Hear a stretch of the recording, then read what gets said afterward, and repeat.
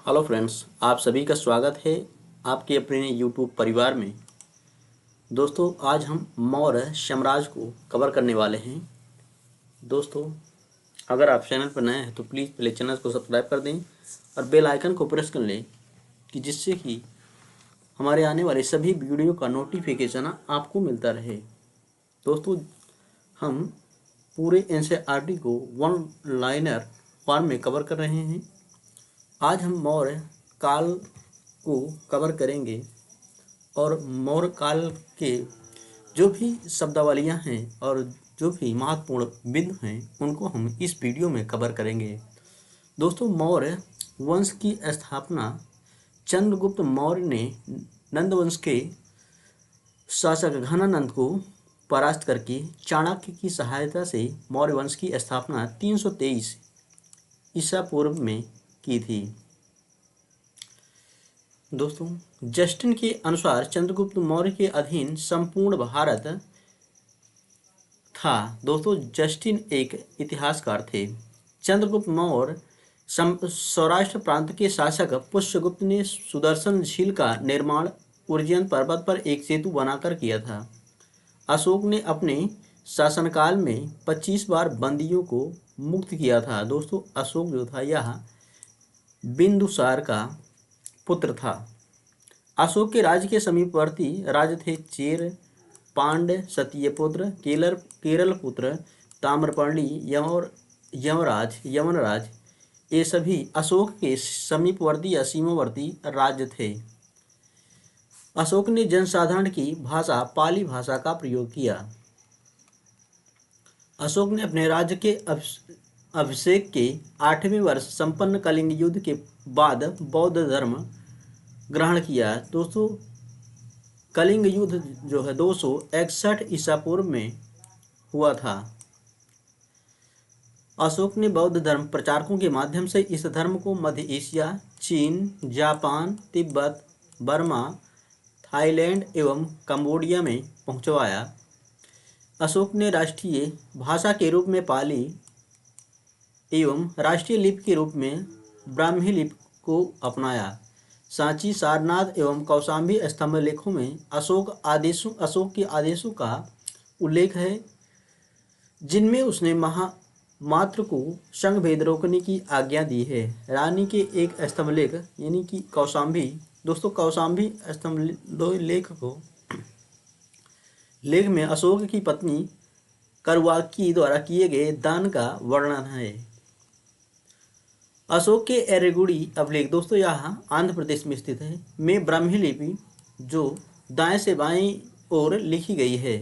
अशोक के महास्थान लेख से अन्न भंडार के विषय में जानकारी मिलती है। दोस्तों, यह महास्थान लेख जो है यह वेस्ट बंगाल में स्थित है। यहाँ से अन्न भंडार के विषय में जानकारी मिलती है। अशोक एकात्मक स्तंभों का सबसे अच्छा उदाहरण सारनाथ का सिंह स्तंभ है। संकिसा स्तंभ के शीर्ष पर हाथी बना है। दोस्तों, यह संकिसा जो स्तंभ है यह उत्तर प्रदेश के फर्रुखाबाद जिले में स्थित है। रुक्मिणदेही का स्तंभ सबसे छोटा यानी कि केवल 21 फीट ऊंचा है। इसके शीर्ष पर घोड़ा बना है।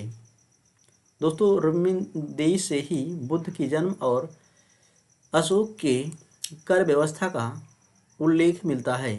रामपुरवा स्तंभ जो कि लेख युक्त है, इसके शीर्ष पर सिंह बना हुआ है। दोस्तों, रामपुरवा स्तंभ लेख बिहार के चंपारण जिले में स्थित है और रामपुरवा जो कि लेख विहीन है, इसके शीर्ष पर वृषभ बना है। 1837 में अशोक के लेखों को सर्वप्रथम जेम्स प्रिंसिप ने पढ़ा।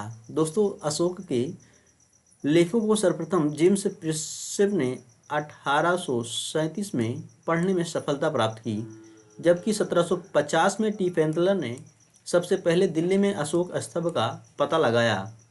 अशोक का 2 लिपियों का शिलालेख या द्विभाषीय शिलालेख जो है ग्रीक और आरमाइक में है, जो सरिकुना या कंदहार से प्राप्त हुआ है। अशोक का भाब्रू शिलालेख बैराट पर्वत की चोटी पर स्थित एक शिलाखंड पर अंकित है।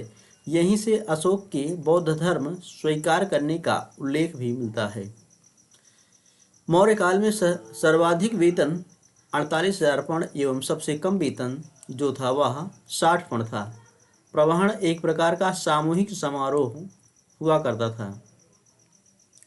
रंगोपजीवी एवं रंगोपजीवनी क्रमशः पुरुष कलाकार, दोस्तों पुरुष कलाकार को रंगोपजीवी एवं स्त्री कलाकार को रंगोपजीवनी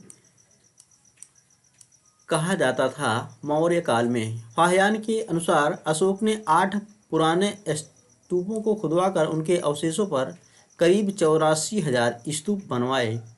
अधिकारियों की धर्म प्रचार यात्रा को अनुसंयान कहा गया है।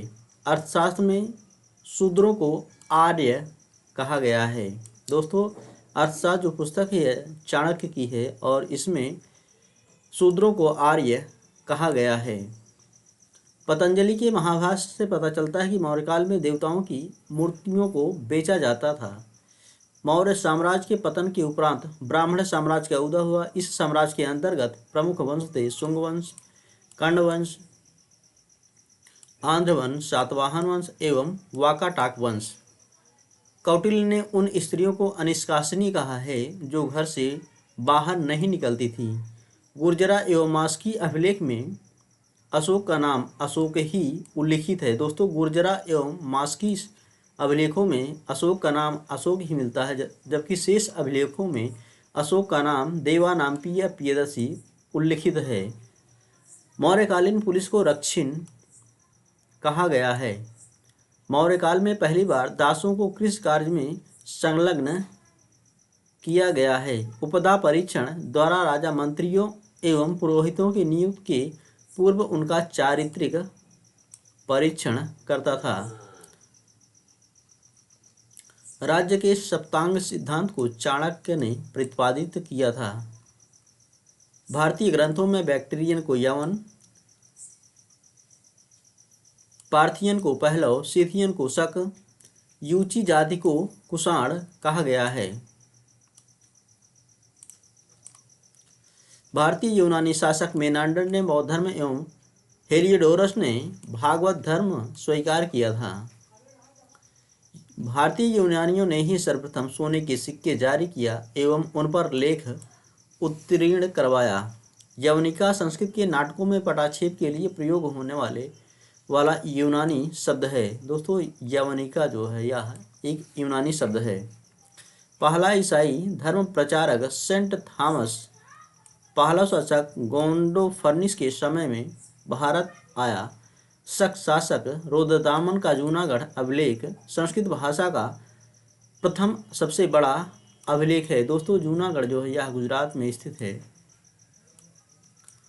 यह अभिलेख जो है संस्कृत भाषा में लिखा गया है और इसी में चंद्रगुप्त मौर्य और अशोक दोनों का नाम उल्लिखित है। हिंदकुश पर्वत के दक्षिण में सर्वप्रथम तांबे के सिक्के चलाने का श्रेय कुजुल कटफिसेस को जाता है। भूमिदान का प्रथम अभिलेखीय साक्ष्य प्रथम शताब्दी ईसा पूर्व सातवाहनों के समय में मिलता है।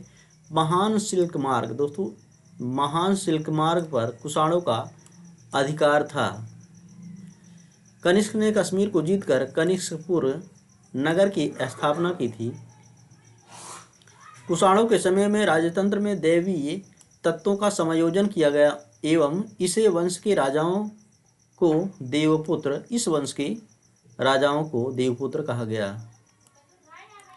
नागार्जुन की तुलना मार्टिन लूथर किंग से की जाती है। इन्हें भारत का आइंस्टाइन भी कहा जाता है। दोस्तों भारत का आइंस्टाइन नागार्जुन को कहा जाता है। वसुमित्र द्वारा रचित महाभिभाषा सूत्र को बौद्ध धर्म का विश्वकोश कहा जाता है। विश्वकोश, दोस्तों बौद्ध धर्म का विश्वकोश कहा जाता है महाभिभाषा सूत्र को। कुषाणों ने अपने प्रांतों में द्वैध शासन की प्रणाली प्रारंभ की। मैत्रेय, दोस्तों मैत्रेय हो गया यहाँ पे, बुद्ध के नामों में से एक है जिसका उल्लेख सर्वाधिक बार हुआ है। बुद्ध की मूर्तियों का सर्वप्रथम अंकन कनिष्क द्वारा चलाए गए सिक्कों पर हुआ है। अब तक बुद्ध की मूर्ति दो रूपों में या तो खड़ी हुई या फिर बैठी हुई मिली है। बुद्ध की मूर्तियां अधिक मात्रा में गंधार कला के अंतर्गत बनी। दोस्तों सबसे अधिक बुद्ध की मूर्तियां जो है वह गंधार कला के अंतर्गत बनी और यह गंधार कला जो है कुषाण काल में प्रचलित थी। मथुरा कला में सबसे कम मूर्तियां यानी कि अवलोकितेश्वर बोधिसत्व की मिली हैं। कुषाणों ने गुप्त मुद्रा की तुलना में अधिक शुद्ध स्वर्ण मुद्राएं जारी की, लेकिन जो है इनके द्वारा दैनिक लेन देन में कुषाण लोग तांबे की मुद्रा का ही प्रयोग करते थे। सतनामान का नाम का जो चांदी का सिक्का हुआ करता था, काकिनी तांबे एवं रांगे से निर्मित सिक्के को कहते थे। कारसापण चार धातुओं सोना, चांदी, तांबे एवं शीशे से निर्मित सिक्के को कारसापण कहा जाता था। रोमन साम्राज्य के साथ सर्वप्रथम व्यापारिक संबंध दक्षिण के तमिल राज्यों ने स्थापित किया। दोस्तों, रोम के साथ सबसे पहले दक्षिण के तमिल राज्य ने अपना व्यापारिक संबंध स्थापित किया। पतंजलि ने मथुरा में सटका नाम के वस्त्र के पाए जाने का उल्लेख किया है। भारत में प्राप्त अधिकांश रोमन स्वर्ण सिक्के रोमन सम्राट ऑगस्टस एवं टाइबेरियस के समय के हैं। रोमनवासी भारतीय मसाले, रत्न, वस्त्र एवं पशु पक्षियों में तोता, मोर, लंगूर आदि को पसंद करते थे। अरिकामेडू बंदरगाह को पेरिप्लस ऑफ द एरेथेंसी, दोस्तों यह एक पुस्तक है, इसके लेखक का पता आज तक नहीं लगा है, में पेडुका नाम से संबोधित किया है। भारत के पश्चिमी तट पर बेरीगाजा बंदरगाह सर्वाधिक प्राचीन एवं बड़े प्रवेश द्वार वाला बंदरगाह था। दोस्तों, हम पढ़ेंगे मौर्यकालीन प्रमुख शब्दावली। दोस्तों, जेठक कहा जाता है था। शिल्पी संघ के मुखिया को जेठक कहा जाता था मौर्य काल में। भोगगम, जेठकों के निर्वाह के लिए राजा की ओर से मिलने वाले गांव के राजस्व को भोगगम कहा जाता था, जबकि गृहपति भूस्वामों को कहा जाता था। कारसापण चांदी एवं तांबे का एक टुकड़ा था। अदेव मात्रक, बिना वर्षा के ही अच्छी खेती वाली भूमि को अदेव मात्रक कहा जाता था। सीता सरकारी जमीन को कहा जाता था मौर्य काल में। विष्टि कहा जाता था निःशुल्क श्रम एवं बेगार को विष्टि कहा जाता था। बलि एक प्रकार का धार्मिक कार्य या चढ़ावे को बलि नाम दिया जाता था। भाग, दोस्तों भाग जो है भूमि कर में राज्य का हिस्सा हुआ करता था, और क्षेत्रक जो है भूमि के मालिक को क्षेत्रक कहा जाता था। जमीन पर खेती करने वाले काश्तकार को उपवास कहा जाता था। हिरण्य नगद लिया जाने वाला एक प्रकार का कर्ता जो अनाज के रूप में नहीं लिया जाता था। वार्ता, दोस्तों वार्ता कहा जाता था कृषि, पशुपालन एवं वाणिज्य के लिए संयुक्त रूप से प्रयुक्त शब्द जो था उसको वार्ता कहा जाता था। तीर्थ, अर्थशास्त्र के अनुसार शीर्षस्थ अधिकारी या विभाग अध्यक्ष को तीर्थ कहा जाता था।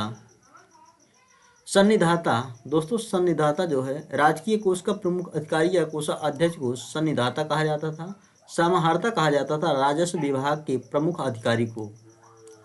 प्रदेष्टा कहा जाता था फौजदारी न्यायालय के न्यायाधीश को प्रदेष्टा कहा जाता था। कर्मांतिक कहा जाता था उद्योगों की देख रेख करने वाले प्रमुख अधिकारी को कर्मांतिक कहा जाता था मौर्य काल में। आटविक कहा जाता था वन विभाग के प्रमुख अधिकारी को। गूढ़ पुरुष, मौर्यकालीन गुप्तचर को कहा जाता था गूढ़ पुरुष। धर्मस्थीय, दोस्तों यह एक दीवानी अदालतें हुआ करती थी। एग्रोनोमोई कहा जाता था मार्ग निर्माण के प्रमुख अधिकारी को एग्रोनोमोई से अभिहित किया जाता था। रूपजीवा कहा जाता था जो स्त्रियां स्वतंत्र रूप से वैश्यावृत्ति का जीवन अपनाने वाली स्त्रियों को रूपजीवा कहा जाता था। राष्ट्र कहा जाता था वाणिज्य कर, नाव व पत्तन कर, चारागाह, सड़क व अन्य साधनों से प्राप्त राजस्व को राष्ट्र कहा जाता था। प्रवर्ण कहा जाता था एक प्रकार के सामूहिक समारोह को। आहत मुद्राएं, दोस्तों आहत मुद्राओं को वो होती थी जो मौर्य काल में थप्पा मारकर बनाई जाती थी, और इन मुद्राओं पर मयूर, पर्वत और अर्धचंद्र की मुहर होती थी।